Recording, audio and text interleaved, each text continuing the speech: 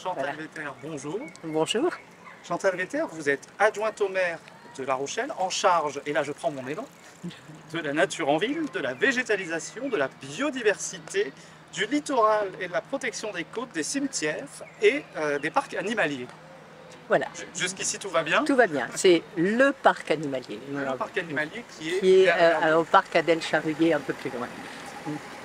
La première question que j'ai envie de vous poser, c'est quoi la politique de la ville en matière de gestion des espaces verts, des espaces naturels? C'est quoi le cap? C'est quoi l'esprit? Alors d'abord peut-être rappeler qu'on a quand même 440 hectares d'espaces verts dans la ville de La Rochelle et qui sont très très variés, très divers. Effectivement, vous avez parlé d'espaces naturels, il y a des parcs, des jardins, enfin il y a vraiment toutes sortes d'espaces verts. Alors comment on gère? D'abord, l'important pour nous, c'est l'adaptation de la ville au changement climatique. C'est la protection des citoyens par rapport aussi au réchauffement climatique. Enfin, il y a le dérèglement et puis il y a ce qu'on peut appeler le confort d'été par rapport aux épisodes caniculaires. Il y a vraiment la prise en compte de la ressource en eau qui va être de plus en plus compliquée. Voilà, tout ça mis ensemble, ça nous donne une gestion qu'on appelle une gestion différenciée, une éco-gestion. Alors, je m'explique.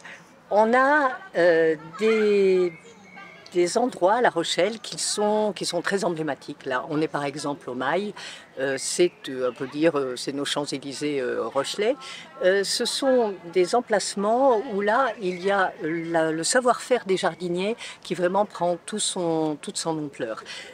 C'est très horticole, c'est un soin très particulier. On a aussi l'œil, par exemple, au Mail de l'architecte des bâtiments de France. Hein, voilà, donc ça, c'est à peu près, on va dire, c'est 10% en gros de nos espaces verts qui sont gérés d'une façon très, très appliquée.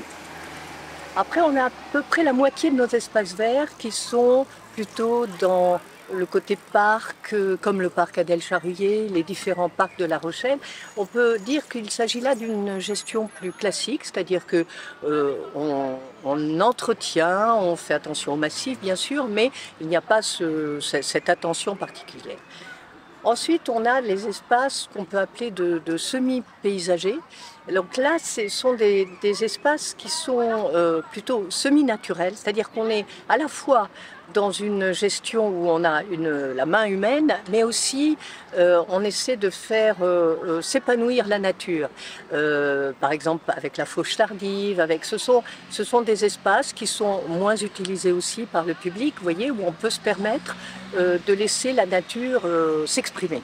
Et puis, on a les espaces naturels. On a à peu près, là, c'est quand même plus de 20% hein, des espaces verts de La Rochelle. C'est par exemple nos deux marais, le marais de Tadon et le marais de Campin, où là, on essaie vraiment d'être absolument pas intrusif sur la nature, mais de laisser vraiment la nature, la faune et la flore s'équilibrer dans le respect, bien sûr, de leur diversité. C'est un beau panorama, et si je retiens un petit peu le cap, c'est en premier c'est venu, c'est adaptation au réchauffement climatique. Oui. La place à la biodiversité, donc il y a des espaces qu'on entretient, mais on voit quand même quand on les entretient, là derrière nous il y a un petit massif où il y a de la fleur, ça attire les pollinisateurs, il y a de la vie. Oui. Et puis il y a aussi un petit côté esthétique, agréable, zone apaisée, puisque c'est le mot qui était retenu Oui. par le maire lors de sa campagne. C'est ça qui vous guide, quoi, si Oui. je comprends. Oui, tout à fait.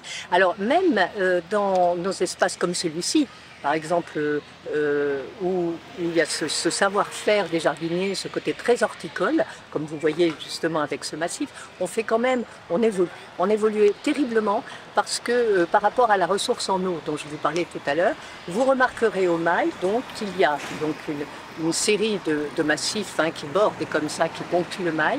Vous remarquerez qu'il y a un massif sur deux où maintenant on fait des vivaces. justement parce qu'elles sont moins gourmandes en eau, parce qu'elles sont plus sobres. Et donc on a, vous voyez, on adapte aussi dans ces lieux-là, ces lieux que je disais emblématiques, on adapte aussi notre gestion. Ça vous anticipez toutes mes questions. Mais alors allons-y sur le volet un petit peu adaptation au réchauffement climatique. Justement, on sait que l'une des clés, ça va être comment dire, de créer des zones de fraîcheur. Comment est-ce que vous travaillez là-dessus? Parce que on voit en ville, vous avez, alors le port est en train de refaire peau neuve, mais c'est des espaces qui sont assez minéraux. C'est des espaces restreints, puisqu'il y a quand même 10% de la ville qui est consacrée à de la verdure et de la nature. Est-ce que l'enjeu, c'est d'étendre ces 10% de nature, enfin d'augmenter les capacités de nature en ville? Oui. Et comment vous allez faire? Alors, il y a deux choses. Il y a effectivement, vous avez parlé des zones de fraîcheur, donc on travaille beaucoup sur les îlots de fraîcheur. Qu'est-ce que c'est un îlot de fraîcheur? C'est de l'ombre, donc arbre, un banc pour se reposer, de l'ombre, oui, comme j'ai dit, un peu d'air, si possible, un point d'eau. Voilà. Et le moins de bruit possible. C'est ça, hein, c'est pour faire en sorte que le citoyen puisse se reconstituer par rapport à des épisodes quand même assez violents lorsqu'il s'agit de canicule. Alors ces îlots de fraîcheur, on les a répertoriés, on en a déjà. Et notre objectif, c'est à la fin du mandat, en avoir 50. Mais pas simplement 50 îlots comme ça disséminés, bien sûr, dans tous les quartiers de la ville, hein, c'est important, mais non seulement faire des îlots de fraîcheur, mais des parcours de fraîcheur. C'est-à-dire qu'on ne va pas se planter là, l'important c'est de pouvoir déambuler dans la ville. D'où cet accompagnement aussi d'arbres en voirie, en allée, voilà, ça. L'autre chose, c'est on a aussi malheureusement des îlots de chaleur. Les îlots de chaleur, c'est quoi? C'est les parkings, c'est des zones complètement bitumées. Et donc on a ce travail-là aussi de transformer nos îlots de chaleur en îlots de fraîcheur. Ça veut dire qu'on décroute, qu'on fait en sorte aussi que la terre soit perméable, que la goutte d'eau puisse s'infiltrer et pas partir dans les réseaux. Je vous donne un exemple. On a par exemple la place Montréal à La Palisse, qui est une place compliquée parce que c'est une place où il y a plusieurs usages. Il y a le marché du dimanche, il y a les riverains, il y a les promenades. Donc on a souhaité retravailler la place Montréal tout en gardant bien sûr tous les usages. Et on va commencer vers le nord de la place, à déjà faire en sorte qu'on débitule, on va faire justement un îlot de fraîcheur, des jeux pour enfants, un espace complètement apaisé, un espace où les gens pourront pique-niquer avec des tables, vous voyez. Et petit à petit, ensuite, on redescendra, c'est-à-dire vers le sud de la place, tout en gardant bien sûr, c'est très important, le marché, l'animation, mais en pouvant planter entre, vous voyez, entre les emplacements. Voilà, tout ce travail-là. Alors, on l'a démarré et il faut compter quand même 3-4 ans avant qu'on finisse. La question, c'est du temps long, mais c'est pour ça que c'est important de s'y prendre maintenant et de bien réfléchir aussi à l'aménagement de ces espaces. Bien sûr. D'ailleurs, comment est-ce que vous travaillez sur l'aménagement de ces espaces? Alors, avant de vous poser cette question, vous avez dit objectif 50 îlots de fraîcheur. On en a combien actuellement aujourd'hui? On en a une bonne trentaine, on va dire, facile, sachant que vous devriez les trouver sur le site de la ville. En tout cas, à l'épisode caniculaire de l'été dernier, on les avait inscrits sur le site de la ville pour que les gens puissent y aller, bien sûr. Et les parcours, ça voudrait dire que d'îlot en îlot, on peut se promener comme ça sur plusieurs kilomètres au sein de la ville sans souffrir trop de la chaleur, c'est ça? Exactement. Vous avez un exemple comme ça à nous donner de deux zones qui pourraient être reliées, qui pourraient être des parcours fraîcheur comme ça? On pense par exemple, ici par exemple, c'est vraiment, on a cet accompagnement qui va du monument aux morts on peut ensuite aller dans le parc, remonter, on a vraiment une déambulation intéressante là. Avec le parc d'Elmas en plus. Et avec le parc d'Elmas, tout à fait. Comment est-ce que vous travaillez avec les équipes? C'est quoi les différents profils de la ville et quelle est la liberté qui leur est donnée? Alors je pose cette question à dessein parce que je constate depuis quelques années, pas tellement sur les îlots de fraîcheur, mais sur le volet un petit peu esthétique de la végétalisation de la ville, qu'il y a une certaine j'ai l'impression qu'il y a une liberté qui est donnée, il y a une créativité qui est offerte aux gens qui s'occupent des massifs et on voit fleurir des choses, alors soit vraiment du végétal, soit des fabrications avec des matériaux de récupération. Voilà, est-ce que tout ça c'est de la co-création entre élus et équipes techniques? Oui, vous avez parfaitement raison.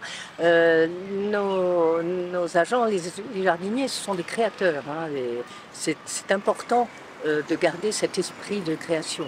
Alors, comment on travaille? On a plusieurs secteurs à La Rochelle. Chaque équipe s'occupe d'un secteur.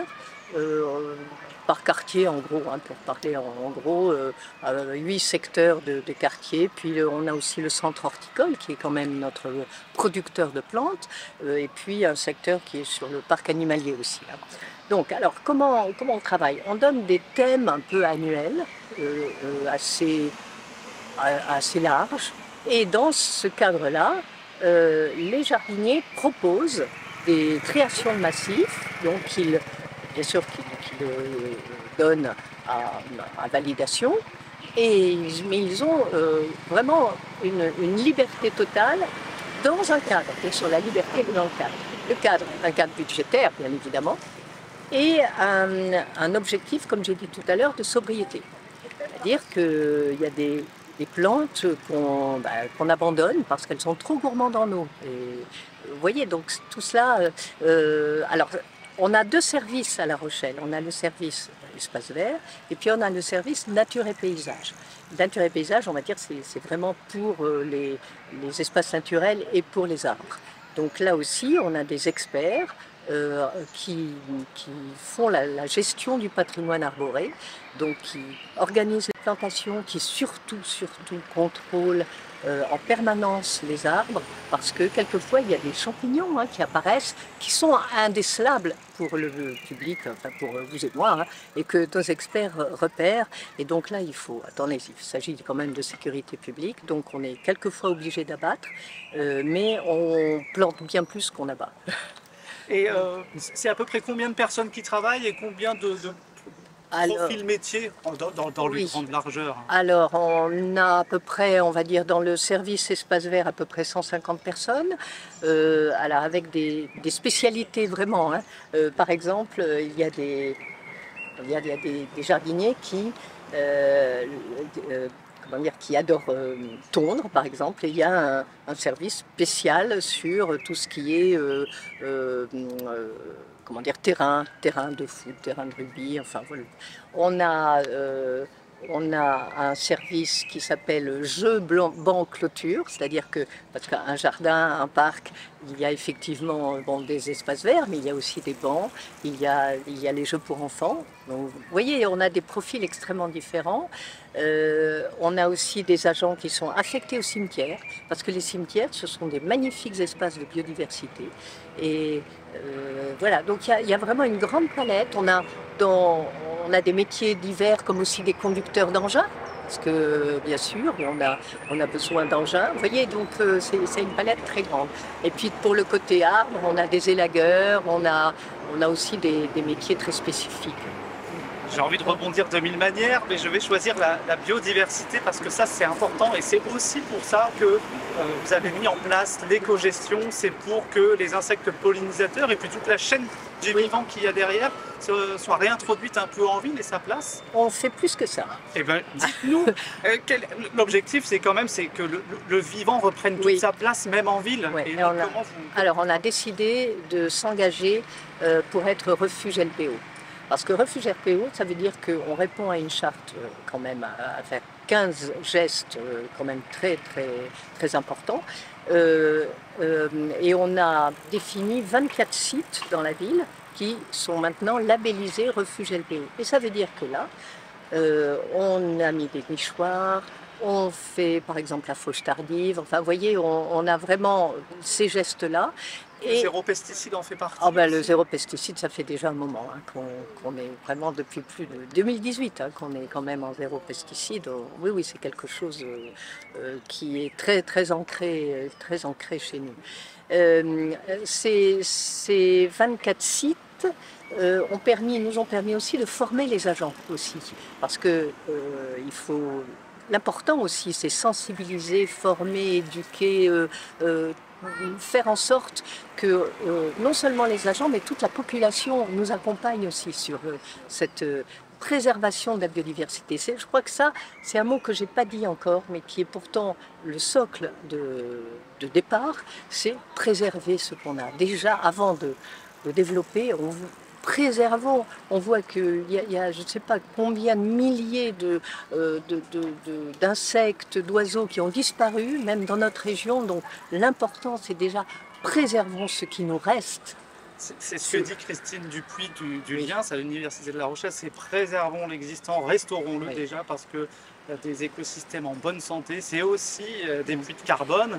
Et puis c'est très important pour nous. Alors on a justement la renaturation du marais de Tadon qui est pour nous très emblématique, hein, parce qu'on peut voir d'abord en puits de carbone, on peut voir surtout que toute la faune revient.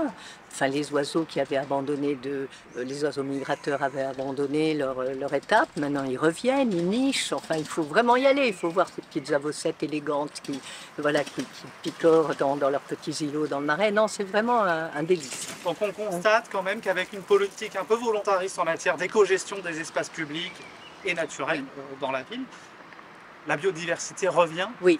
Moi j'ai l'impression, j'habite dans le centre-ville et j'entends tous les jours des oiseaux, parce qu'on a un jardin partagé qui est arboré. Donc j'ai l'impression que dès qu'il y a un petit peu de verdure, quand même la vie revient. Est-ce que ça se traduit vraiment dans les faits, dans la gestion de la ville? Ça se traduit, mais c'est un travail de tous les instants. Et on a aussi quand même, on est toujours confronté aussi au fait de densifier la ville, puisqu'il s'agit aussi de loger les gens. Donc comment faire en sorte de garder cette biodiversité, nos espaces verts, par rapport à cette nécessité aussi de loger les gens. Et ça, on a un travail très intéressant avec l'urbanisme, parce que maintenant, on travaille de concert. Avant, vous savez, c'était un peu, on était, comment dire, la variable d'ajustement.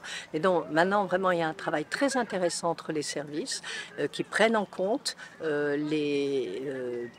l'importance du vivant, l'importance de ne pas, par exemple, construire trop près des arbres, enfin, et on a un PLUI, donc un programme local d'urbanisme. Voilà, local d'urbanisme intercommunal qui nous permet aussi, qui nous donne des sauvegardes là-dessus. Et on travaille aussi en urbanisme négocié beaucoup, c'est-à-dire avec des chartes avec les opérateurs.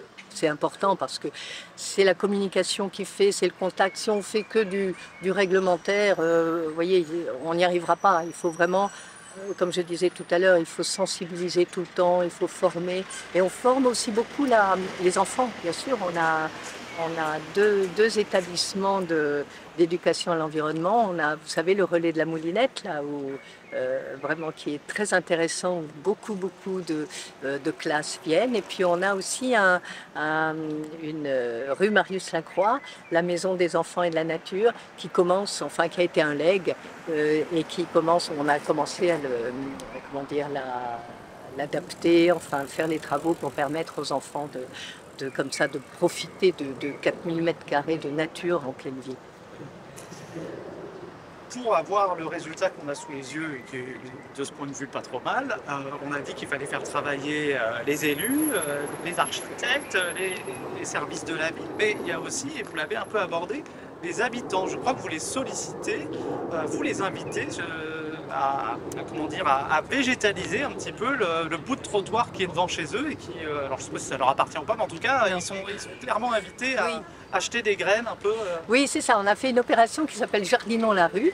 Alors ça a commencé par les gens qui avaient des façades qui donnaient directement sur le trottoir. On les incitait à végétaliser leurs façades, c'est-à-dire avec des plantes grimpantes. Donc on allait les voir pour voir si c'était possible déjà de mettre cette plante grimpante.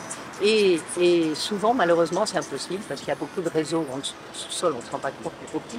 Et donc on a été confrontés tout le temps à dire non, on ne peut pas, vous souhaitez végétaliser votre façade, malheureusement on ne peut pas. Alors on a évolué et c'est vrai que maintenant on donne des graines, des petites graines de fleurs que vous planter, semer dans les interstices comme ça entre le mur de votre façade et le trottoir. Et ça donne au printemps des couleurs absolument fabuleuses. Et c'est vrai que ça marche bien et qu'on a un très très bon contact avec la population par rapport à ça. C'est vrai, ça fonctionne mieux parce que moi, par exemple, si je regarde autour de moi, j'ai les deux. J'ai ceux qui adorent jeter des graines et mes voisins, heureusement, on fait ça avec des roses trémières. On habite rue de l'Escale, c'est un bonheur. Et puis il y en a d'autres qui disent, ah, moi chez moi, j'aime bien que ce soit propre, place nette, pas d'herbe devant. Bon, ici c'est comment? Oui, mais chacun après a fait selon sa culture et son envie. Ce qu'il y a, c'est que c'est absolument interdit les pesticides. Ça, pas de question, pas de pesticides. Si on veut ne pas planter, on ne plante pas, mais par contre, pas de... Voilà, si on veut gratouiller pour enlever les adventices, enfin, ce qu'on appelait avant les mauvaises herbes, qui ne sont pas du tout mauvaises, mais qui sont vraiment, qui participent justement à la biodiversité, il faut voir. Ce sont des réservoirs à insectes extraordinaires. Et on a besoin, les insectes pollinisent 80% de ce qu'on mange. Donc ils ont vraiment une fonction vitale et les populations sont en chute d'insectes en France, en Europe et dans le monde. Préservons les insectes. Oui, oui. C'est pour ça aussi qu'on fait la fauche tardive, parce que les gens, quelquefois, on a des courriers de gens qui disent oh, oui, mais vous regardez se laisser aller, regardez, on est au mois de juin, vous fauchez pas. Ben non, au mois de juin, si on fauche, on massacre des millions d'insectes. Donc on leur dit soyez patients, on fauchera à la fin de l'été. Mais il faut, je reviens à dire, il faut former, sensibiliser, éduquer tout le temps. C'est très important. Et puis, il y a un côté quand même, avec ça c'est très personnel, mais avec ces fauches tardives, il y a un côté esthétique. Et on en parlait, l'esthétique aussi, quand on est dans une ville, c'est important. On a tous droit au beau et ça contribue au beau. Et il y a quelques pièces emblématiques, j'ai envie de dire, dans la ville. Vous avez des arbres qui sont centenaires, voire pluricentenaires. Est-ce que l'objectif c'est d'en avoir davantage, de créer des coins comme ça? Alors, là, on n'est pas, malheureusement, les arbres, ils font ce qu'ils veulent. Hein. On a beaucoup de chance, effectivement, en ville, quand même, d'avoir des arbres qui ont poussé, mais la durée de vie d'un arbre en ville, c'est assez restreint parce qu'il y a la pollution, il y a quelquefois des incivilités, vous savez, des chiens qui gratouillent l'écorce, il y a les travaux, il y a tout ça. Donc oui, on essaie de préserver le plus possible. On a des arbres, heureusement, qui ont été classés, qui sont classés arbres remarquables. Il y a des arbres qui sont vraiment notés sur notre PLUI. Et donc là, ils sont très protégés. Mais on a malheureusement des arbres, comment dire, ordinaires, qui sont pas protégés et malgré tout, notre travail c'est de les préserver, de les sauvegarder au maximum. Mais on n'est pas à l'abri non plus d'arbres vieillissants. Vous savez, il y a des arbres, quelquefois, on a vu en moyenne, enfin ça j'ai lu ça, qu'un arbre en ville, ça ne dépassait pas 30 ans, hein, parce qu'à cause de la pollution. Donc quand on a qui pousse bien et qui dépasse ces années-là, on les protège. Et puis il y a aussi cette importance que lorsqu'on plante un jeune arbre, c'est l'arrosage. Pendant 2 ans, il faut l'arroser régulièrement. Alors l'année dernière, comme on avait été marqué par l'arrêté sécheresse qu'on a eu, vous savez, en août-septembre, on a demandé une dérogation pour pouvoir, parce qu'on ne peut pas planter d'un côté, demander à végétaliser et faire en sorte que la ville soit durable, et puis d'un autre côté dire ah ben oui mais vous pouvez pas arroser, c'est compliqué. Vous faites toutes les transitions et l'avant-dernière question, elle est là-dessus. Est-ce que justement on est rentré dans l'ère de la crise de l'eau? Est-ce que vous choisissez des espèces, mais j'imagine que oui, qui sont peu gourmandes en eau, que ce soit pour arborer ou végétaliser les massifs. Et est-ce que vous constatez, est-ce que vous avez un plan qui vous permet de dire on va faire tant d'économies d'eau à l'avenir dans la gestion des espaces verts? Alors oui, d'abord, effectivement, le choix des espèces. Je dis souvent, c'est le bon arbre au bon endroit. C'est hyper important. Vous ne plantez pas la même chose au littoral avec les embruns en plein centre-ville. Il y a des espèces qu'on a éliminées. Les charmes, les hêtres, trop gourmands en eau, c'est fini, on n'en plante plus. Vous voyez, donc tout ça. On s'est aussi mis en ordre de marche pour récupérer, acheter des citernes et avoir beaucoup plus de récupérateurs d'eau que ce qu'on avait avant. Donc ça, c'est aussi. On travaille aussi avec la DDTM pour voir s'il y a des possibilités de récupération d'eau un jour avec la station d'épuration. On n'est pas encore là, mais c'est important. Vous voyez, on a tous ce travail. Et ce travail interstructure, on n'est pas seul. On travaille avec l'État, on travaille avec le département, parce que c'est un problème qui dépasse une simple collectivité, hein, c'est un problème national. Il y a seulement 1% des eaux qui sont revalorisées en France. Donc il y a vraiment, on voit que c'est un problème structurel systémique. Ouais. S'y applique. Avant la dernière question, est-ce qu'il y a un message que vous aimeriez faire passer ou est-ce qu'il y a une question qu'on n'a pas abordée qui vous paraîtrait judicieuse d'aborder? Oui, ben, je reviens à, vous en avez parlé tout à l'heure, c'est aussi la concertation avec les habitants. Euh, je donne un exemple.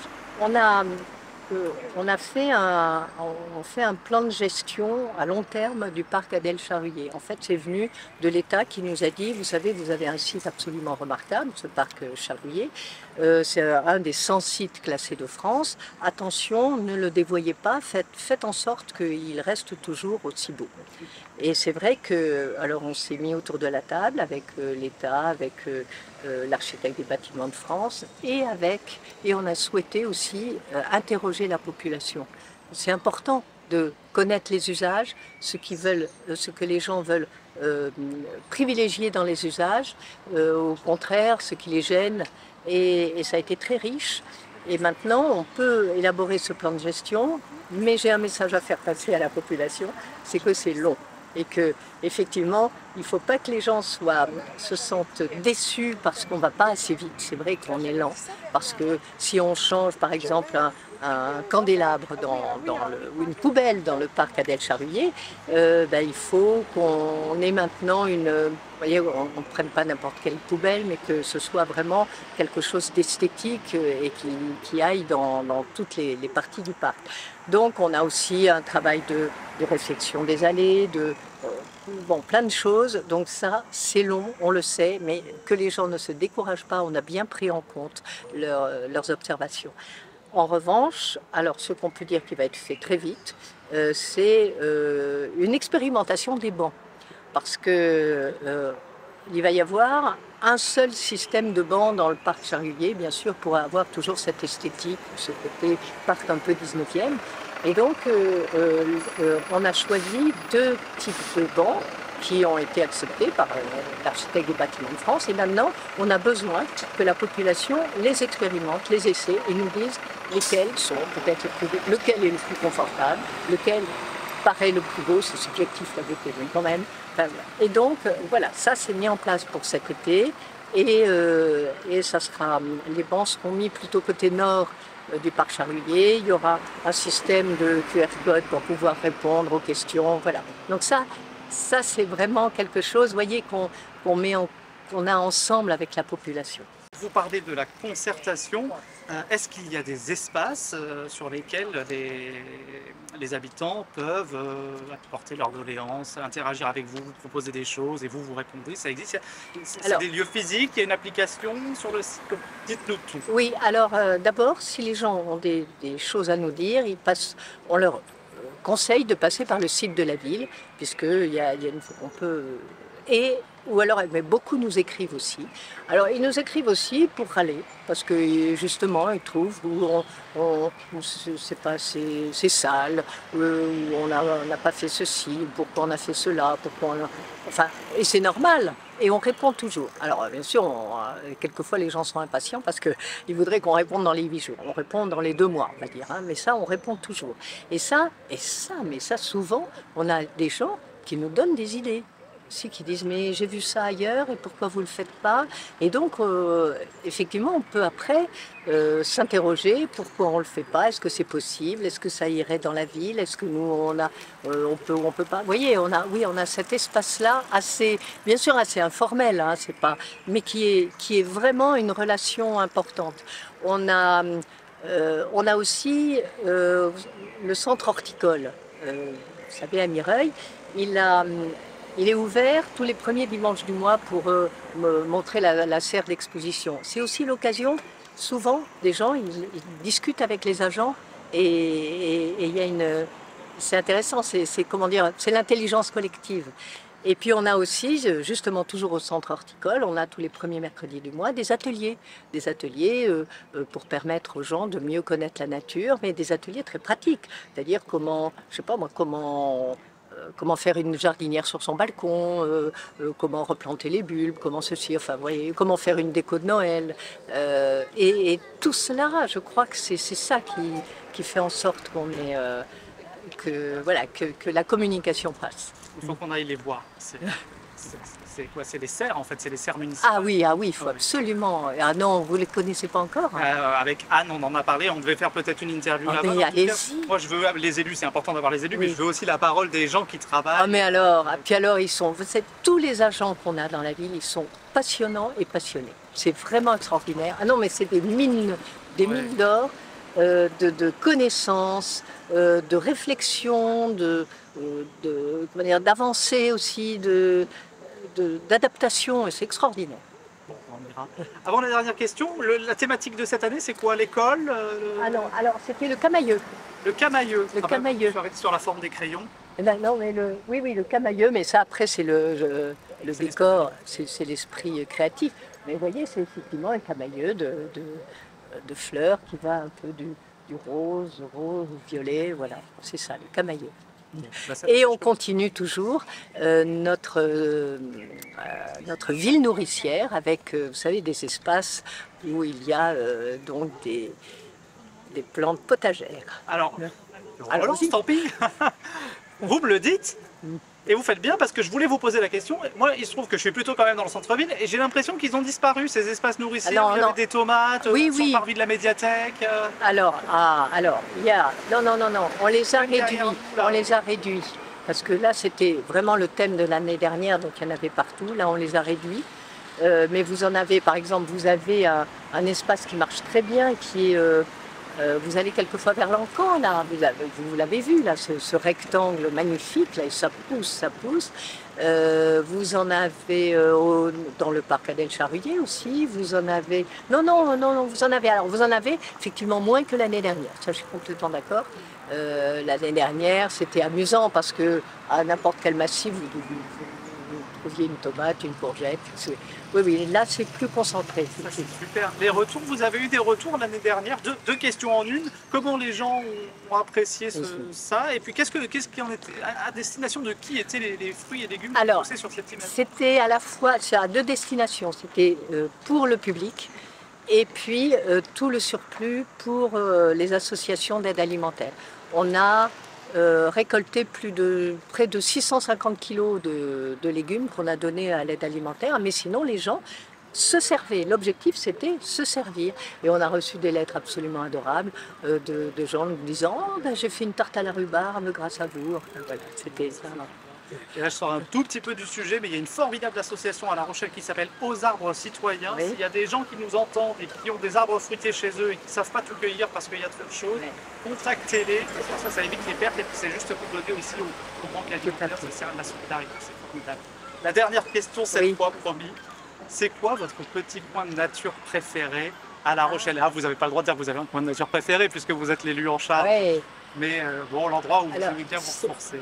Alors j'aime beaucoup un endroit qui n'est pas au centre-ville, qui est un peu excentré, qui est vers pas loin du lycée Vieljeu. C'est le parc des Sources.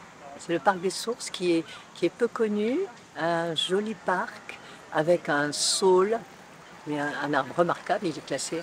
Voilà, et c'est un havre de paix, il y a peu de personnes. Et j'aime beaucoup y aller là pour méditer. C'est vraiment un endroit très très agréable.